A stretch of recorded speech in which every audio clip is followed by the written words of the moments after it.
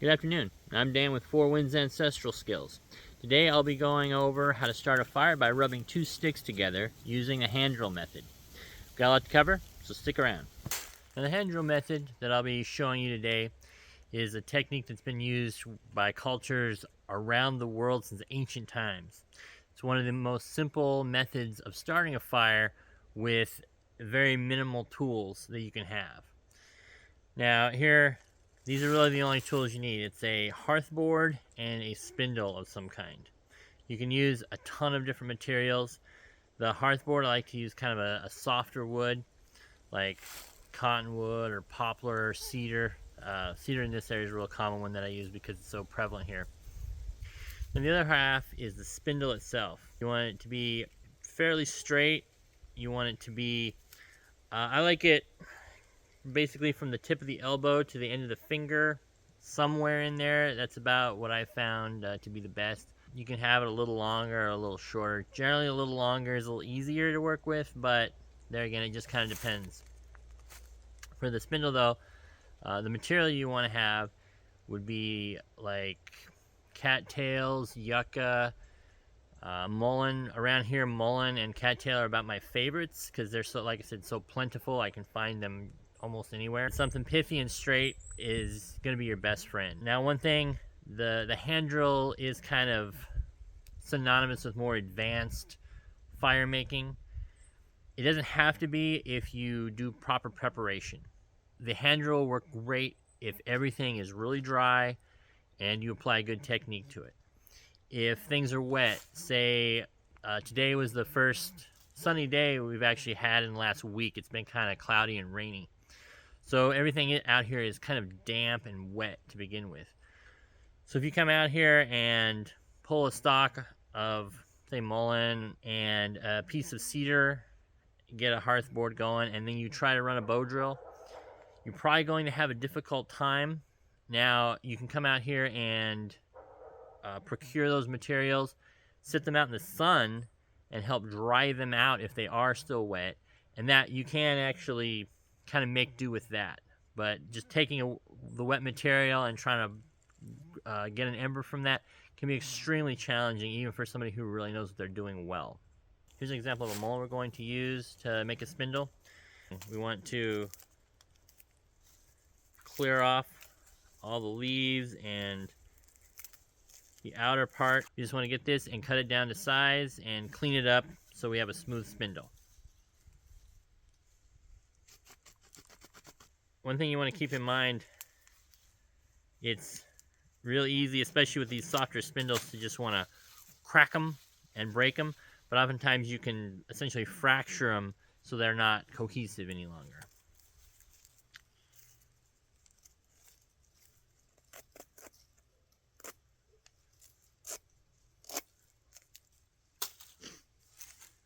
We just want to smooth this out, and this will actually work really well as a spindle. Help it dry out a little more. This bark can kind of hold the moisture, so if you get that off, it'll help this dry out faster, because right now this thing is fairly wet. At the top actually is a little bit drier. At the bottom it's still fairly wet. So what you can do is, if you're in a situation where you need it right away, you could try to just use the top first, or just take the whole thing and put it out in the sun to help let it dry. Or if you did have a fire, you could put it next to the fire, and don't get it too close to the fire so it burns up, but put it next to the fire so it starts warming up and helping it dry out. And here's an example right here of a branch that's up off the ground a little bit. This is kind of propped up when it was sitting over there, but this right here will be fairly dry since it is sticking up a little bit off the ground. Alright, this here is kind of an example of what you need. I cut that branch off, that piece of cedar that was laying there, and this wood here is pretty dry, so this should work alright. One thing you see in survival videos, oftentimes, especially depending on the equipment they have, if they have a big axe or something, they will take a log and cut it and make a hearth board out of that. You don't necessarily need to go to that level. unless you want to and you happen to have a log and an axe, you can take just branches like this and then shape them into what you ultimately need. Alright, now I'm processing down the hearth board, and I'll talk about that real quick. I broke it, the piece here, which kind of made a bit of a flat spot on this side, and then on this side here I just want to make, same thing, kind of a flat piece. Well, now we got our hearth board flattened out. Time to cut a little slot in here and then notch it out so that I can do a burning.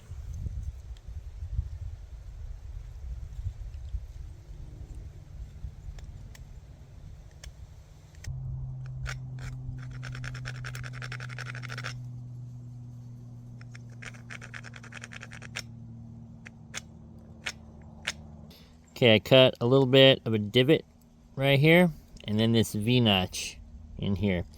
And that, as I'm spinning the spindle, will allow the hot dust to collect in this little notch, and that's what's going to start the coal.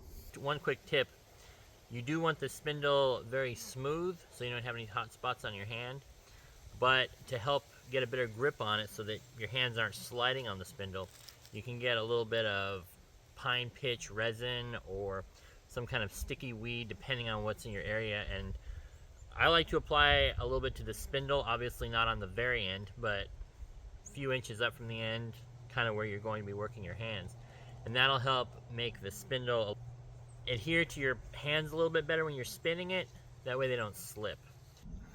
Alright, I got the spindle and the hearth board ready to go.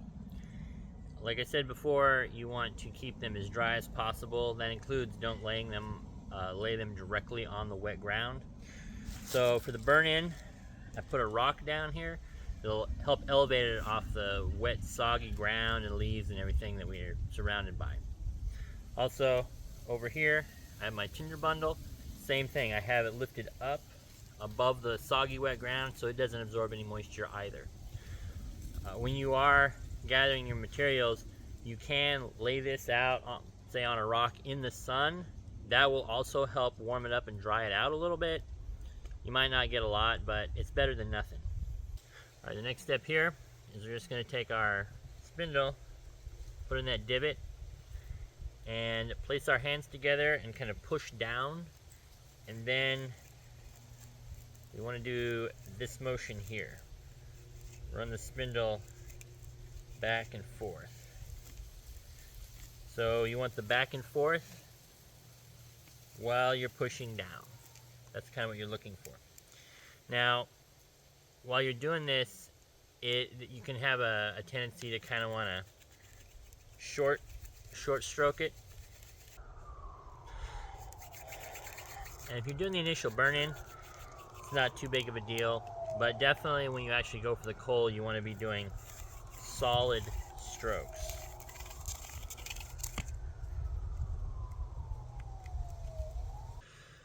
Alright, after taking a look at this, it seems like it's still a little bit too wet after I went to burn in. You should get smoke, if it is dry, you should get smoke fairly quickly, even though you don't get necessarily an ember. But I was having trouble getting that, so I know this is still too wet. So what I'll do is take this and, like I said, put it out in the sun for a little bit longer. If I get a fire going, I can just set this right next to the fire, and that'll help dry this out more. But in the meantime, I do have my piece that I have been using. I've already made a couple fires off of this. I know this is for sure dry. I made a fire just yesterday off of it. So I know this is dry. I just have to cut another notch in here and it should be good to go.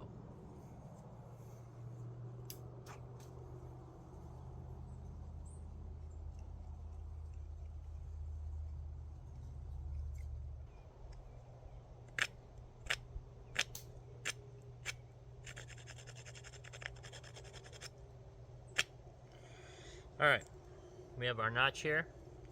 So, take our spindle.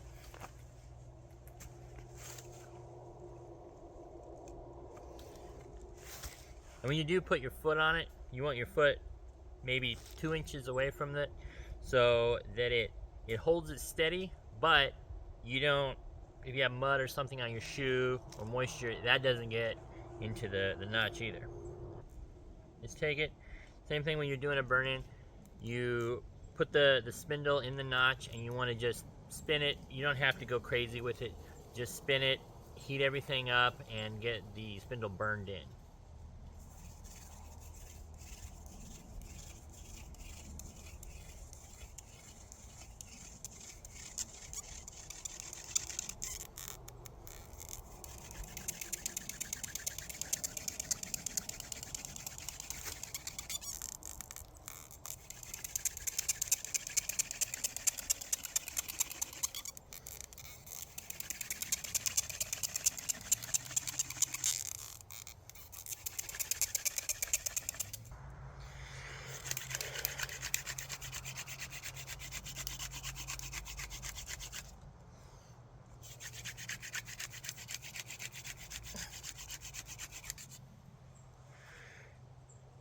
Alright.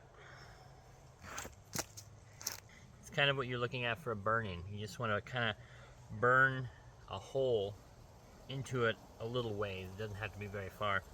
And it'll kind of blacken the bottom of that hole a little bit. That's pretty much what you're looking for with a burn-in. My notch is already ready to go. This thing is burned in.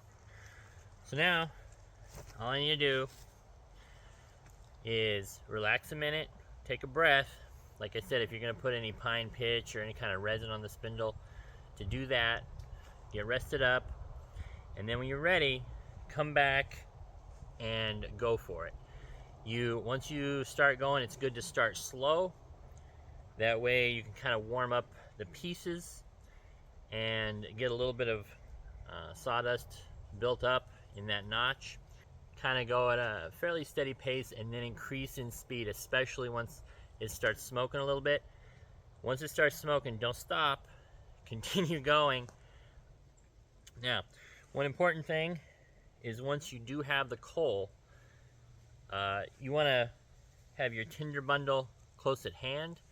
That way you can drop the coal right in there, kind of cover it with the tinder bundle itself, and then keep blowing on it to make sure that it will actually light. One thing some people I see do is they'll get the coal and then they will rush and try to get to the tinder bundle. It'll sit there and smolder for a couple of minutes. You're not really on the clock that it's going to go out instantly. You do have a few minutes, so take those few minutes and do everything very carefully and methodically. It's better to do that than rush and drop the coal on the ground or break it up and you have to start over from scratch. Okay, now I'm ready to make this coal. First step, I need a coal catch. In this case, I have a dry leaf right here.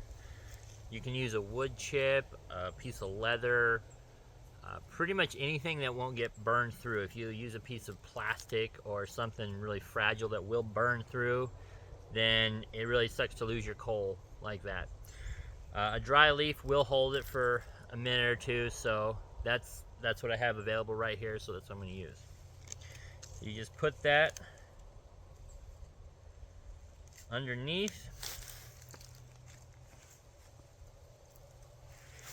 Place your foot on there. Make sure the leaf catches underneath this, where you're going to catch this coal. Make sure the piece is well supported. Make sure you're fairly comfortable that you could do this position for a few minutes without having any troubles or cramps on anything. And then put the spindle in and go to town.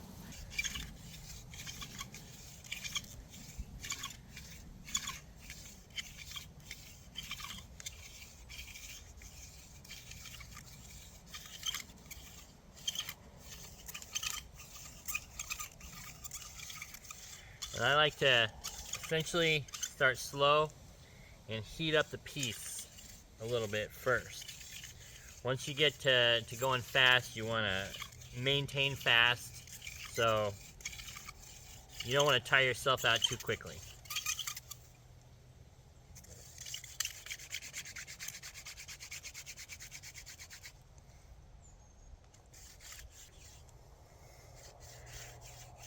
Alright, then you want to start increasing the speed a little bit once you get a little bit of dust into that notch.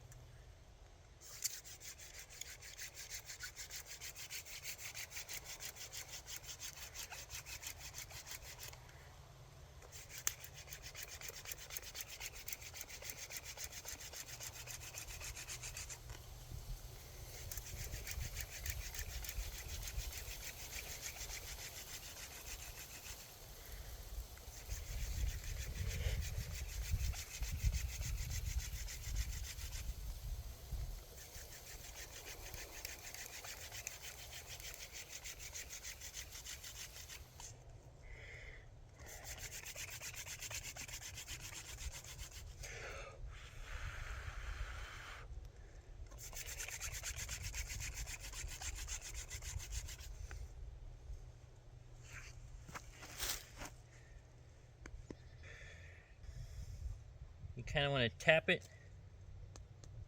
to remove that coal. Alright, now we have that coal right there. You just be very careful with that. That will burn a couple of minutes, especially with a little breeze on it. It'll help it catch the rest of the sawdust. But we take this tinder bundle here and we carefully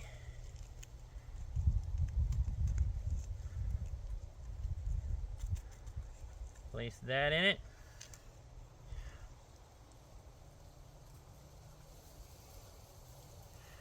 And you can see it's already starting to catch.